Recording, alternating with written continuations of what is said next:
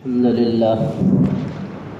لله كفى وسلام على عباد الله الذين اصطفى أما بعد فأعوذ بالله من الشيطان الرجيم بسم الله الرحمن الرحيم وأقيموا الصلاة وآتوا الزكاة واركعوا مع الراكعين وقال الله تبارك وتعالى ورحمتي وسعت كل شيء فسأكتبها للذين يتقون ويؤتون الزكاة والذين هم بآياتنا يؤمنون صدق اللہ العظیم۔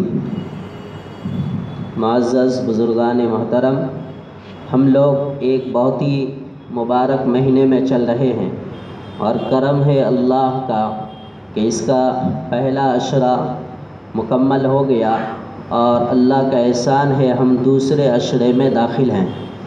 امید کرتے ہیں کہ اللہ تبارک و تعالی خیریت اور عافیت کے ساتھ اگلا تیسرا عشرہ بھی ہمیں نصیب فرمائے۔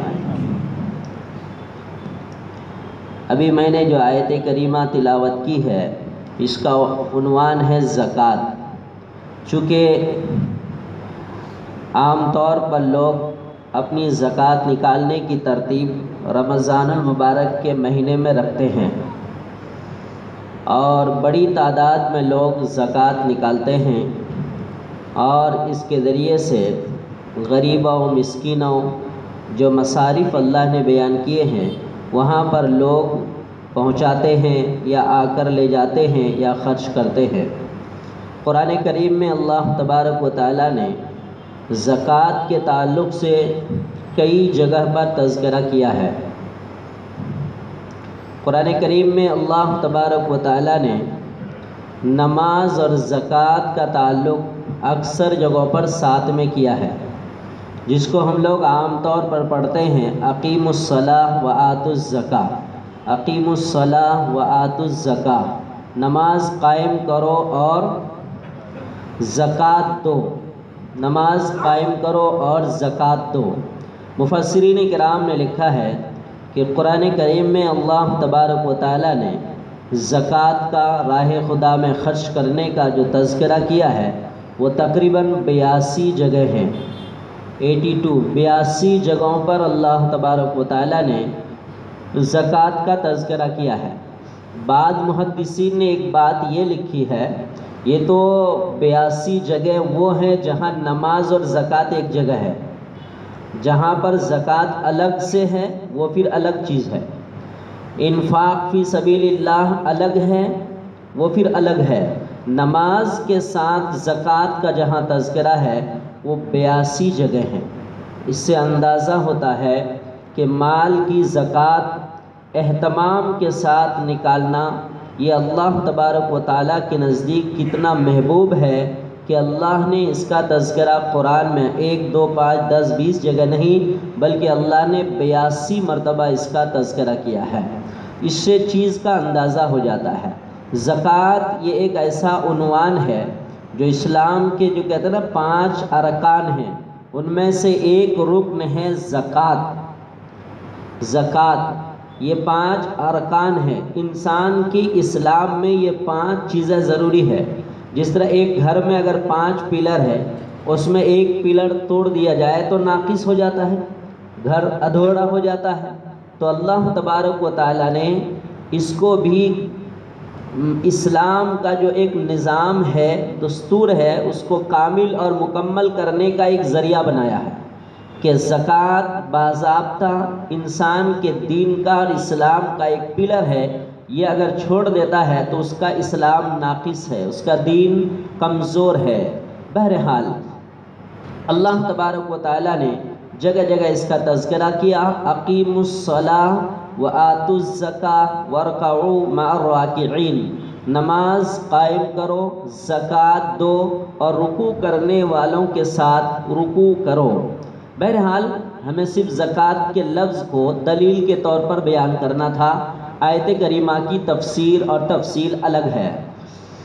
سورہ اعراف میں اللہ پاک نے ایک آیت ارشاد فرمائی ہے، وَرَحْمَتِي وَسِعَتْ كُلَّ شَيْءٍ فَسَأَكْتُبُهَا لِلَّذِينَ يَتَّقُونَ وَيُؤْتُونَ الزَّكَاةَ وَالَّذِينَ هُمْ بِآيَاتِنَا يُؤْمِنُونَ۔ اللہ فرماتا ہے کہ کائنات میں تمام چیزوں پر میری رحمت وسیع ہے، میری رحمت چھائی ہوئی ہے تمام چیزوں پر، کل شیء، تمام چیزوں پر میری رحمت چھائی ہوئی ہے۔ ان تمام چیزوں پر سے مراد انسان بھی، جنات بھی، چرندے، پرندے، درندے، سانپ، بچھو، کیڑے مکوڑے، مچھلیاں، جتنی بھی چیزیں، گائے، بیل، بھینس، جتنی بھی کائنات کے اندر مخلوقات ہیں، سب کے اوپر اللہ کی رحمت ہے اور سب رب کی رحمت کے سائے میں ہی موجود ہے۔ مگر اللہ فرماتا ہے فَسَأَكْتُبُهَا، مگر میں نے اس رحمت کو خاص کیا ہے 3 لوگوں کے لیے۔ نمبر 1 لِلَّذِينَ يَتَّقُونَ، جو لوگ تقوی اختیار کرتے ہیں ان کے طرف خصوصی توجہ رہتی ہے رحمت کے ساتھ، جو لوگ تقوی اختیار کرتے ہیں۔ اب تقوی پھر ایک الگ عنوان ہے کہ تقوی کہتے کس کو ہے۔ تقوی کا صاف یا چھوٹا سا مجموعی طور پر ہم ترجمہ یا تفسیر کریں، اس کا مطلب یہ ہے کہ اپنی پوری زندگی اللہ رسول کے مرضی کے مطابق گزارنا، اس کو کہتے ہیں تقوی۔ اب اس کا مخالف کیا ہوا؟ ہماری زندگی کا کوئی بھی شعبہ اللہ رسول کی مرضی کے بغیر نہ چلے، بلکہ اس کی مرضی کے حساب سے چلے، اس کی مرضی کے بغیر نہ چلے، اس کو تقوی کہتے ہیں۔ تو جو تقوی اختیار کرتا ہے اور قدم قدم پر اپنی زندگی کے ہر عمل کو صحیح اور درست کرنے کی کوشش کرتا ہے، اللہ کی طرف سے ان عام رحمتوں میں سے خصوصی رحمت اس بندے کی طرف ہو جاتی ہے۔ نمبر 2 وَيُؤْتُونَ الزَّكَاةَ، جو لوگ زکوٰۃ ادا کرتے ہیں ان کے اوپر بھی اللہ کی طرف سے خصوصی رحمت ہوتی ہے۔ ویسے رحمت تو سب مخلوقات کے اوپر ہے، ساری چیزوں کے اوپر ہے، لیکن جو لوگ زکوٰۃ ادا کرتے ہیں ان کے اوپر اللہ کی خصوصی رحمت ہوتی ہے۔ نمبر 3 وَالَّذِينَ هُمْ بِآيَاتِنَا يُؤْمِنُونَ، اور وہ لوگ جو ہماری آیات پر ایمان رکھتے ہیں ان کے اوپر بھی خصوصی رحمت ہوتی ہے۔ اب آیات پر ایمان رکھنے کا مطلب کیا ہے؟ تمام آیات جو قرآن کریم میں 6000 سے کچھ زائد آیات ہیں، کس آیت میں اللہ تبارک و تعالیٰ نے کیا بیان دیا ہے؟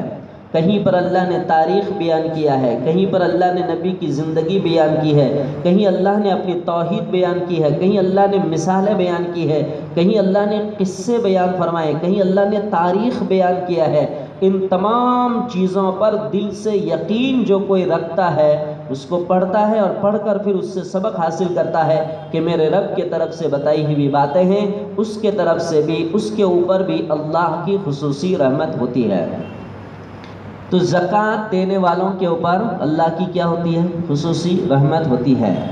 قرآن کریم کی ایک آیت ہے سورہ توبہ کی آیت نمبر 34 اور آیت نمبر 35، اللہ فرماتا ہے وَلِلَّذِينَ يَكْنِزُونَ الذَّهَبَ وَالْفِضَّةَ وَلَا يُنْفِقُونَهَا فِي سَبِيلِ اللَّهِ فَبَشِّرْهُمْ بِعَذَابٍ أَلِيمٍ، وہ لوگ جو سونا اور چاندی کو جمع کر کے رکھتے ہیں، یہ اللہ تبارک و تعالیٰ نے ایک مال بیان کیا، اس کے علاوہ کیش ہے، مال تجارت ہے، جو کچھ بھی ہے آدمی کے پاس دولت کی شکل میں، اور اس کو خرچ نہیں کرتے ہیں اللہ کی راہ میں۔ اب اللہ کی راہ میں خرچ کرنے کی شکلیں الگ الگ ہیں۔ آدمی کبھی صدقات نافلہ کر دیا، آدمی کبھی ہدیہ کر دیا، آدمی کبھی وصیت کر دیا، آدمی کبھی وقف کر دیا، آدمی کبھی کیا کہتے ہیں اللہ کے راستے میں یوں ہی نکال دیا، اور کبھی زکوٰۃ نکالا حساب کر کے۔ یہ ساری چیزیں ہوتی ہیں فی سبیل اللہ خرچ کرنے کی، مگر مفسرین کرام فرماتے ہیں کوئی اگر صدقہ نہیں کیا تو اس کا کوئی گناہ نہیں، پکڑ نہیں، اگر وقف نہیں کیا تو کوئی گناہ نہیں، پکڑ نہیں، ہدیہ نہیں کیا تو کوئی گناہ نہیں، کوئی پکڑ نہیں، فی سبیل اللہ یوں ہی دان نہیں کر دیا تو کوئی پکڑ نہیں۔ لیکن جو مال اس کے پاس موجود ہے، اگر اس کی زکوٰۃ اس نے نہیں نکالی ہے تو اس کی پکڑ ہے، اس کا حساب ہے، اس کا نہ دینے پر عذاب ہے باضابطہ۔ تو مفسرین فرماتے ہیں کہ آیت کریمہ میں انفاق فی سبیل اللہ سے یہاں زکوٰۃ مراد لیں۔ اب مطلب یہ ہوگا جو لوگ سونا، چاندی، مال، دولت کسی بھی شکل میں جمع کر کے رکھتے ہیں اور راہ خدا میں اس کی زکوٰۃ نہیں نکالتے ہیں، فَبَشِّرْهُمْ بِعَذَابٍ أَلِيمٍ، نبی جی ان کو دردناک عذاب کی خوشخبری سنا دیجئے۔ یہ ترجمہ ہے آیت کا، دردناک عذاب کی خوشخبری۔ خوش منا اچھا، یہ فارسی کا لفظ ہے۔ خوشخبری کس کو کہتے ہیں ہم لوگ؟ کوئی اچھی خبر کو خوشخبری کہتے ہیں۔ جی آپ کے لیے بہت بڑی خوشخبری ہے ماشاءاللہ، تو کوئی اچھی خبر ہو۔ یہاں تو دردناک عذاب ہے اور کیا کہا جا رہا ہے؟ خوشخبری۔ یہ خوشخبری تو ہے نہیں، یہ تو بدخبری ہے کہ بھئی دردناک عذاب ہے، یہ خوشخبری ہے۔ مفسرین کرام نے لکھا ہے دنیا میں انہوں نے اللہ کے احکام کا مذاق اڑایا ہے، آخرت میں اللہ بھی ان کا مذاق اڑائے گا۔ چوٹ لگتی ہے اچانک کسی کو اور آدمی ٹھیک ٹھاک نہ ہو تو کیا کہتے ہیں؟ مزہ چکھ لیا، حالانکہ مزہ نہیں چکھا، اس نے تکلیف چکی ہے۔ ایسے ہی قیامت کے دن اللہ تبارک و تعالیٰ ان کو دردناک عذاب دے گا۔ نبی جی کہہ دیجئے، یہ بڑا توجہ نہیں دیتے ہیں یہ ہمارے احکام کے طرف، ان کو خوشخبری سنا دیجئے ذرا، مزے چکھیں گے آخرت میں، کس کے؟ عذاب کے مزے چکھیں گے۔ آگے اللہ فرماتا ہے یوم یحما علیہا فی نار جہنم، جس مال کی زکوٰۃ نہ نکالا بندہ، اس مال کو آخرت میں جہنم کی آگ میں گرم کیا جائے گا، اس کو تپایا جائے گا، گرم کر کے پھر جب اس کا ڈلی تیار ہو جائیں گی تو پھر فتقوا بہا جباہہم وجنوبہم وظہورہم، تو اس کے ذریعے سے اس کے جسم کے 3 حصوں پر داغ لگائے جائیں گے۔ نمبر 1 اس گرم گرم اس کے پیشانی پر داغ لگائے جائیں گے، نمبر 2 اس کے کوہ پر بغل میں اس کے داغ لگائے جائیں گے، نمبر 3 پیچھے سے چٹا چٹ اس کے اوپر داغ لگائے جائیں گے۔ یہ قرآن ہے، جو کوئی اس سے غفلت کرے گا یہ سزا آخرت میں پائے گا یقینی طور پر۔ پیشانی میں داغ مارا جائے گا، پہلو میں بغل میں داغ مارا جائے گا، اس کے پیٹھ میں داغ مارا جائے گا، اور فرشتہ داغ مارتے ہوئے یوں کہے گا ھذا ما کنزتم لانفسکم، یہ وہ چیز ہے جس کو تم نے اپنے لیے جمع کر رکھا تھا، فذوقوا ما کنتم تکنزون، چکھتے رہو اس کا مزہ جو تم نے جمع کیا تھا۔ یہ نظام اللہ تعالیٰ نے پہلے ہی بیان کر کے چھوڑ دیا انسان کے سامنے۔ دیکھو ٹھیک ٹھاک چلتے ہو تو آخرت میں خیریت ہے، ٹھیک ٹھاک نہیں چلتے ہو تو یہ منظر دیکھنا پڑے گا۔ یہ بڑا اللہ کا احسان ہے کہ رب پروردگار ہمیں کائنات کے اندر دنیا میں ہی ایڈوانس اللہ پاک ساری چیزیں بتا دیتا ہے، پھر بھی بندہ اگر اپنی آخرت کی تیاری نہ کرے، اپنے آپ کو آخرت کے عذاب سے، سزا سے، پکڑ سے، جہنم سے، دوزخ سے، آگ سے بچانے کی، اپنے آپ کو بچانے کی تیاری نہ کرے تو انسان کی خود اپنی نادانی ہے۔ زکوٰۃ کے عنوان پر ہر سال ہم تفصیل سے الگ الگ عنوان پر بیان کرتے رہتے ہیں۔ اب ہم یہ کہتے ہیں کہ جی ہم صرف فضائل، وعید، مسائل یہی سب بیان کرتے ہیں۔ عام طور پر زکوٰۃ کے مسائل اتنے گہرے ہیں اور آج کل کے دور میں جبکہ نیا تجارت کا دورہ ہے، ہر گھنٹے میں، ہر گھڑی میں دیکھیں گے، ہر صفحے میں، ہر پیج میں الگ الگ تجارت کا طریقہ ہے، تو ظاہر سی بات ہے کہ ممبر سے ساری چیزیں بیان نہیں کی جا سکتی۔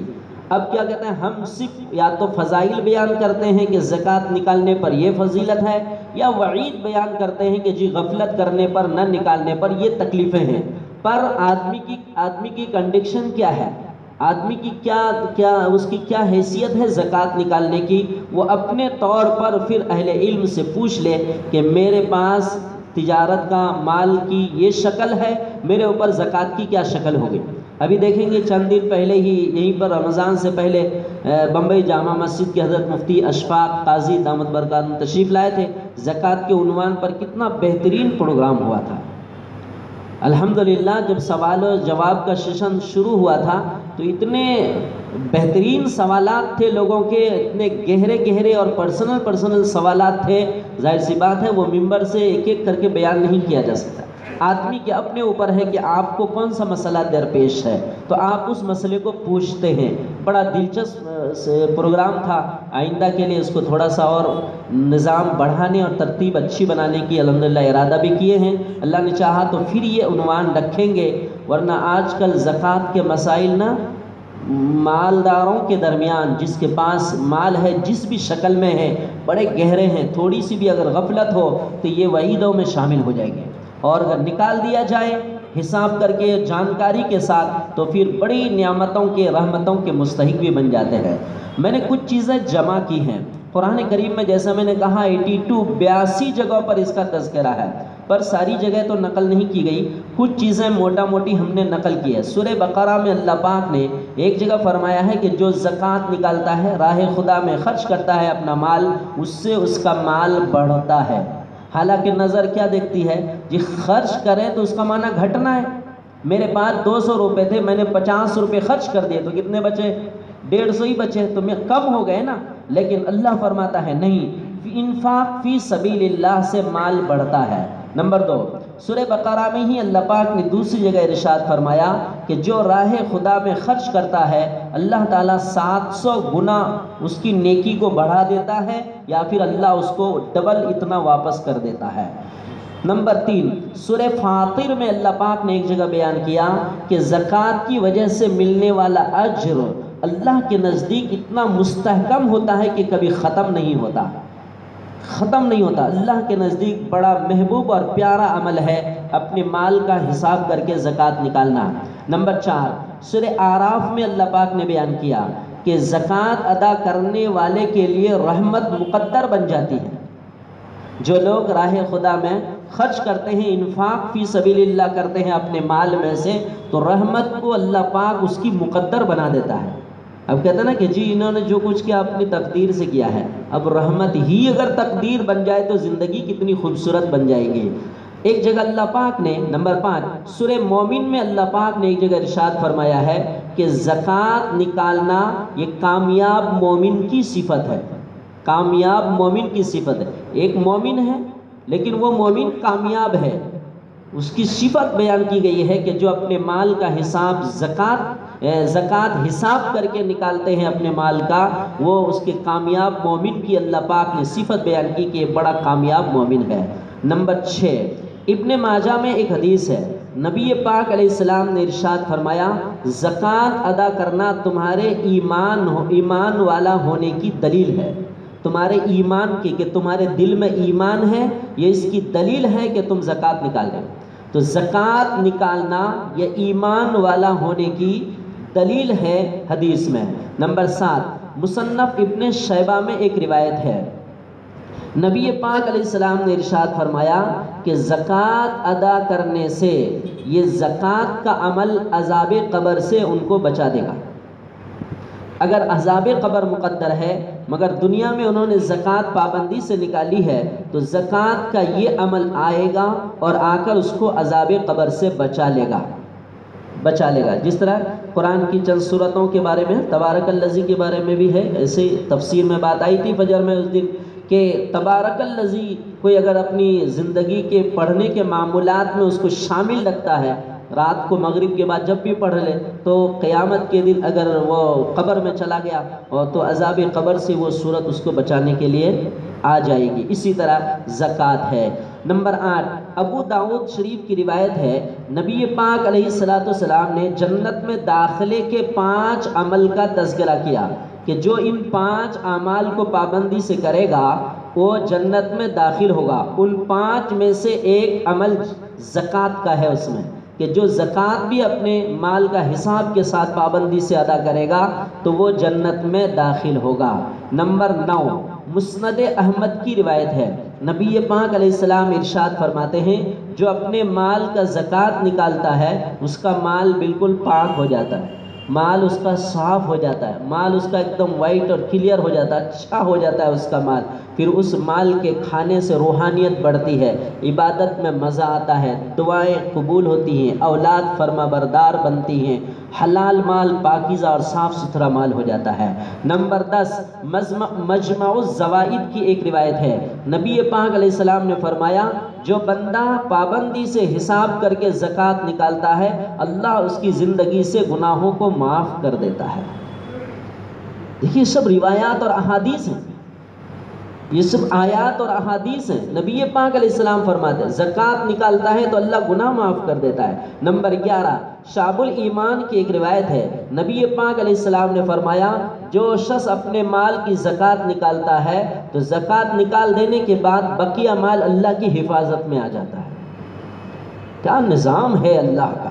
زکوٰۃ نکال دیے تو وہ مال کیا ہو جاتا ہے، ہماری نظر دیکھے نہ دیکھے، بابو اطمینان اگر رہنا ہے نا، نو ٹینشن اگر رہنا ہے کہ جی اتنی دولت ہے، اتنی پراپرٹی ہے، برابر حساب کر کے زکوٰۃ نکال دے، سو جائے ایک طرف، کہتے ہیں نا ایک طرف سو جائے، بے فکر رہے، اس لیے کہ نبی نے فرمایا اس کے مال کی حفاظت ہو جاتی ہے باضابطہ۔ نمبر 11، سنن کبریٰ کی ایک روایت ہے، نبی پاک علیہ السلام ارشاد فرماتے ہیں زکوٰۃ نکالنے سے، آدمی اگر مال کی زکوٰۃ نکالتا ہے تو وہ مال کے شر سے محفوظ ہو جاتا ہے، مال کے شر سے۔ اچھا مال میں بھی شر ہوتا ہے، مال میں بھی برائی ہوتی ہے۔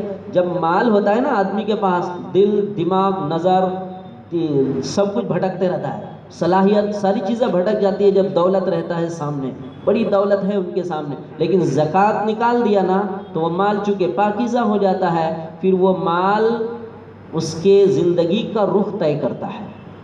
غلط نہیں دیکھنا، غلط جگہ نہیں خرچ کرنا، غلط طریقے سے دماغ نہیں چلانا، دل غلط طرف نہیں جائے گا، اعضاء اور جوارح کی حفاظت ہوگی۔ تو کہتے ہیں مال کی زکوٰۃ نکال دینے سے مال کے شر سے محفوظ ہو جاتا ہے۔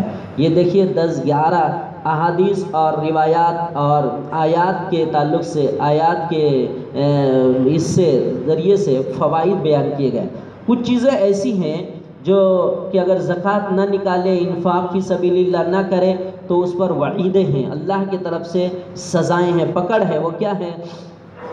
سورہ توبہ میں ایک آیت ہے جس کا مفہوم ہے اللہ تبارک و تعالی ارشاد فرماتے ہیں کہ اگر زکوٰۃ ادا نہیں کرے گا، جس سے میں نے وہی اوپر آیت پڑھی، تو اس کے مال کو جہنم کی آگ میں تپا کر کیا کیا جائے گا؟ اس کو داغا جائے گا۔ نمبر 2، سورہ آل عمران میں اللہ نے فرمایا جو اپنے مال کو راہ خدا میں خرچ نہیں کرتا ہے، آخرت میں اس مال کو قیامت کے دن اللہ گلے کا طوق بنا دے گا، وہ لے کر گھومے گا۔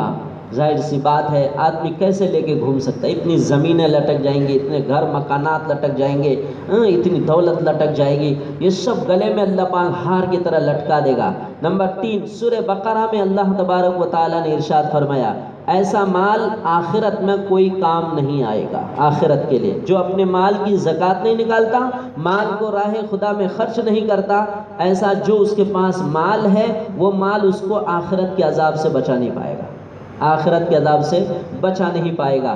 نمبر 4، سورۃ اللیل میں اللہ تبارک و تعالیٰ نے فرمایا کہ جو کوئی اپنے مال کی زکوٰۃ نہیں نکالتا اور انفاق فی سبیل اللہ نہیں کرتا، ان کا یہ عمل اس کو جہنم میں لے جا کر رہے گا، جہنم میں لے جا کر کے رہے گا۔ نمبر 5، بخاری شریف کی ایک حدیث ہے، نبی پاک علیہ السلام نے ارشاد فرمایا جو اپنا مال راہ خدا میں خرچ نہیں کرتا، جمع کر کر کے رکھتا ہے، اللہ قیامت کے دن زہریلے سانپ، زہریلے ناگ کی شکل اللہ پاک اس مال کو دے گا، پھر اس سانپ کو اللہ گلے میں لٹکا دے گا۔ یہ حدیث بخاری شریف میں موجود ہے، یہ کوئی کہانی اور قصے ہے نہیں، بالکل اللہ رسول کی باتیں ہیں۔ زہریلا سانپ بنے گا، وہ سانپ گنجا ہوگا، اس کے سر پر 2 نقطے ہوں گے، یہ اس سانپ کے خطرناک ہونے کی علامت ہے دنیا میں، اور پھر اس کو اس کے گلے میں لٹکا دیا جائے گا۔ ہم اندازہ لگا سکتے ہیں، ایک آئیڈیا لگا کر، دنیا کا ایک چلتا پھرتا سانپ زہریلا اگر دیکھ لیتے ہیں تو حالت خراب ہو جاتی، راستے بدل لیتے، بھاگنے کی راہ نہیں طے کر پاتے کہ کدھر بھاگنا ہے۔ آخرت میں جب اہتمام سے فرشتہ لا کر اس کو گلے میں لٹکا دے گا، اس وقت اس بندے کا کیا حشر ہوگا۔ نمبر 6، سورہ منافقون میں اللہ تبارک و تعالیٰ نے بیان کیا مرتے وقت جو دنیا میں مال زندگی میں خرچ نہیں کیا، تو جب آخری ٹائم ہوگا نا تو ان کے خیال میں بہت ساری باتیں آئیں گی، کاش میں خرچ کر دیتا، کاش فلاں جگہ تھوڑا خرچ کر دیتا، کاش فلاں جگہ تھوڑا خرچ کر، چونکہ ابھی جو جا رہا ہے تو اس کو نظر آ رہا ہے کہ میں ابھی خالی ہاتھ جاؤں گا، میں ابھی خالی ہاتھ جاؤں گا، کاش میرا کوئی ذریعہ ہو جاتا تھوڑا سا۔ تو مرنے کے وقت تمنا کرے گا باضابطہ کہ میں دنیا کی زندگی میں رہتے ہوئے میں اپنے ٹھکانے کے لیے خرچ کر دیتا۔ اب یہاں بیچ میں ایک تھوڑی سی بات بتا دیتا ہوں۔ ایک صاحب ایک مرتبہ آئے اور بڑی موٹی رقم لے کے آئے، 2 بڑی بڑی گڈی۔ ایک جگہ وہ مسجد بنانے کا تقاضا تھا، ان کے کان میں بات پہنچی تھی تو مجھے ہی دی، اللہ خیر کرے۔ وہ لائے اور لا کر کہنے لگے یہ پیسے ہیں۔ میں نے کہا جزاک اللہ خیر، آپ کو بات یاد تھی؟ کہنے لگا ہاں یاد تھی۔ تو انہوں نے کہا کہ میرے بیٹے کو مت بتائیے گا۔ میں نے کہا کیوں، آپ بیٹے کو بتائے نہیں؟ اور نہیں کرنے، یہ میری ذاتی رقم ہے، اور رونے لگے، سسکی مار مار کر، بزرگ تھے، رونے لگے۔ میں نے کہا کیوں رو رہے ہیں؟ کہ بس یہی تو میرا کام آئے گا، ورنہ تو سب میں چھوڑ کے ہی جاؤں گا۔ آپ برائے کرم یہ پیسے اس مسجد میں لگا دیجیے گا جس کا آپ نے تذکرہ کیا تھا، جس کی کسی کو پتہ نہیں، یہ میں اپنے اکاؤنٹ سے نکال کے لایا ہوں، یہ آپ مسجد میں لگا دیجیے۔ اندازہ لگائیے کتنی ہوشیاری کی بات ہے۔ میں نے بھی بڑی دل سے دعا دی ان کو، میں اللہ یہی 2 پیسے جو لائے ہیں، 2 گڈی لے کر آئے ہیں، یہ اللہ نجات کا ذریعہ بنا دے۔ میں اللہ وسیلہ دیتا ہوں، بھیک مانگتا ہوں کہ اللہ یہ ذریعہ بنا دے، ان کے آنسو کی قیمت رکھ لے اور ان کی نجات کا ذریعہ بنا دے۔ کبھی کبھی ایسے سمجھدار لوگ ہوتے ہیں بڑے، جو احساس کرتے ہیں اس بات کا، کہتے ہیں دنیا میں اگر خرچ نہیں کیا تو مرنے ٹائم یہ محسوس کرے گا کہ میں تو جا رہا ہوں۔ ہمارے گاؤں کی اسی میں سپارہ کے ایک بڑے آدمی تھے، لاک ڈاؤن کے زمانے میں ان کا وصال ہو گیا، دعا کرتے ہیں اللہ ان کی مغفرت، بڑے امیر ترین آدمی، بڑے امیر ترین۔ آخری وصیت جو انہوں نے کی تھی بچوں کو، یہ کی تھی کہ بچوں دیکھو اب میرا کوئی ٹھیک نہیں، میں شاید بچوں گا نہیں، یہ جملہ تھا، میں شاید بچوں گا نہیں، مال کے حصے صحیح کرنا، برابر کرنا، مال کے حصے صحیح کرنا۔ یہ چند جملے نا یہاں فٹ ہوتے ہیں کہ آدمی مرنے کے وقت تمنا کرے گا کاش میں اپنے ہاتھ سے کر لیا ہوتا، تو دل کی تمنا اور ارمان پورے ہو جاتے ہیں۔ نمبر 7، مسلم شریف کی ایک روایت ہے، نبی پاک علیہ السلام نے ارشاد فرمایا ہے کہ جو کوئی اپنا مال راہ خدا میں خرچ نہیں کرتا، اللہ تبارک و تعالیٰ اس کے مال کو آگ میں تپائے گا، اور تپا کر اللہ تعالیٰ اس کے پہلو میں اور پیشانی میں اللہ پاک داغ دے گا۔ یہ حدیث اور آیت کریمہ دونوں کا مضمون سیم ہے۔ نمبر 8، ایک کتاب دلائل النبوہ، اس میں ایک روایت ہے، نبی پاک علیہ السلام ارشاد فرماتے ہیں جو مال کی زکوٰۃ نہیں نکالتا ہے یا انفاق فی سبیل اللہ نہیں کرتا، ایسے افراد کو اللہ جہنم میں داخل کرے گا۔ اب وہ کھانے کے لیے اللہ پاک اس کو زقوم کا درخت دے گا، اور گرم گرم پتھر اور کانٹے دار اور بدبودار درخت ان کے سامنے ہوگا، اور ان سے کہا جائے گا یہ کھاؤ، دنیا میں نہیں کھلایا یہاں کھاؤ۔ یہ حدیث دلائل النبوہ میں موجود ہے۔ نمبر 9، مجمع الزوائد میں ایک روایت ہے، نبی پاک علیہ السلام ارشاد فرماتے ہیں جو زکوٰۃ ادا نہیں کرتے اور انفاق فی سبیل اللہ راہ خدا میں خرچ کرنے کے عادی نہیں ہے، ایسے شخص کا آخرت میں سختی کے ساتھ حساب ہوگا۔ دیکھیے باتیں سب رسول اللہ کی ہے، دیکھیے سختی کے ساتھ اس کے ساتھ حساب ہوگا۔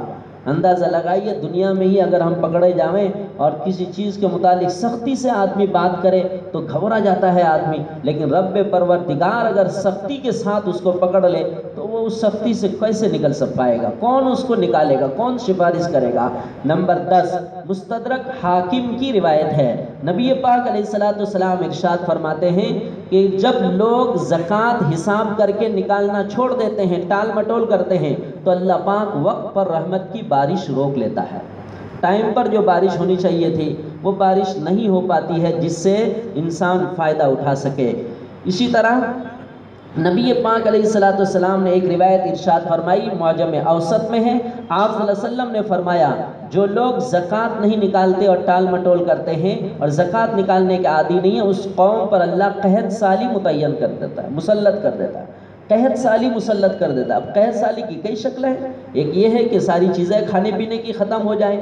قحط سالی کی ایک مثال مفسرین نے یہ لکھی ہے کہ چیز مہنگی ہو جائے، اتنی مہنگی ہو جائے کہ کھانا آدمی کم کر دے، آدمی اس کا استعمال کرنا کم کر دے، تو مہنگائی اللہ پاک مسلط کر دیتا ہے۔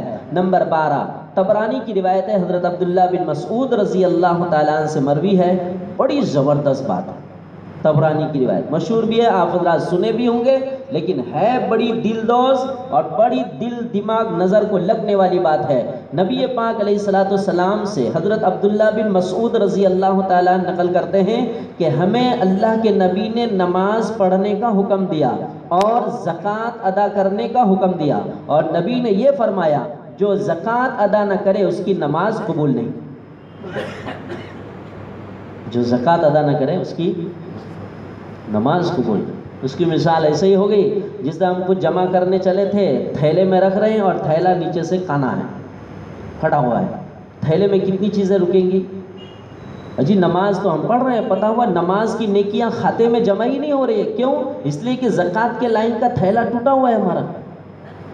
اللہ اکبر، بڑی سمجھنے کی بات ہے۔ اپنے پاس جو بھی ہے، جتنی بھی ہمارے پاس حیثیت ہے، ہم اگر پوچھیں اہل علم سے کہ کیا میری ان چیزوں، اچھا الحمدللہ اللہ کا احسان ہے، سب ہوشیار ہیں، پڑھے لکھے لوگ ہیں، سب سمجھتے ہیں کہ میرے پاس اتنی چیزیں اگر ہیں، 7.5 تولہ سونا یا 52.5 تولہ چاندی، یا اس کی قیمت ہمارے پاس اگر موجود ہے، یا سونا کم ہے اس کے ساتھ چاندی بھی ہے، تو دونوں کو ملا لیا جائے گا، پھر ٹوٹل کی زکوٰۃ نکالی جائے گی۔ ورنہ عام طور پر لوگ کیا کہتے ہیں، نہیں میرے پاس تو صرف 7 تولہ ہی سونا ہے، زکوٰۃ میرے اوپر نہیں ہے۔ پتہ چلا کہ 20 تولہ چاندی بھی ہے ان کے پاس۔ اگر چاندی بھی ہے تو پھر اب دونوں کو ملا لیا جائے گا، ملا کر پھر ٹوٹل ماریں گے، جتنے پیسے ہوتے ہیں 3 لاکھ 4 لاکھ، سب کی 2.5% زکوٰۃ نکالیں گے، 1 لاکھ میں 2500 روپے اس کو نکالنا چاہیے۔ ہمارے پاس کیش پڑے ہیں، سال بھر سے 40-50 ہزار روپے پڑے ہیں، پتہ چلا کہ جی 52.5 تولہ چاندی ہم اسے خرید سکتے ہیں، تو اس کی زکوٰۃ ان کو نکالنی پڑیں گی۔ تو جس اعتبار سے، جس حیثیت سے بھی مال ہمارے پاس جمع ہے، بزرگوں اس کا حساب کر کے زکوٰۃ نکال لینا چاہیے،